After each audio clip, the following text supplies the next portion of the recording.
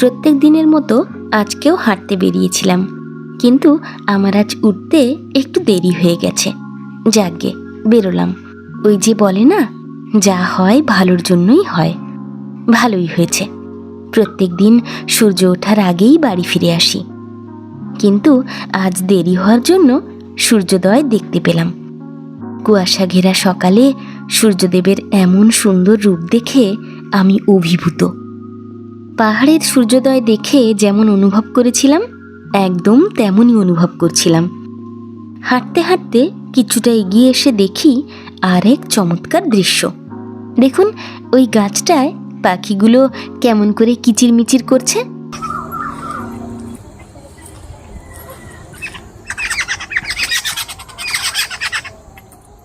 সুন্দর না? কিছুক্ষণ থমকে দাঁড়িয়ে এমন সুন্দর দৃশ্য দেখছিলাম। তারপর দেখা হলো একটা মিষ্টি কুকুরের সাথে। কি মিষ্টি দেখতে! চোখগুলো কত সুন্দর, কাজল কাজল মায়া ভরা চোখে আমার দিকে চেয়ে রয়েছে।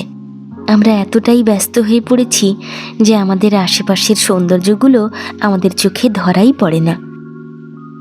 আমি মনে করি জীবনের আনন্দ তখনই অনুভব করা যায় যখন আমরা কনসিয়াসলি প্রত্যেকটা মুহূর্তকে উপভোগ করি।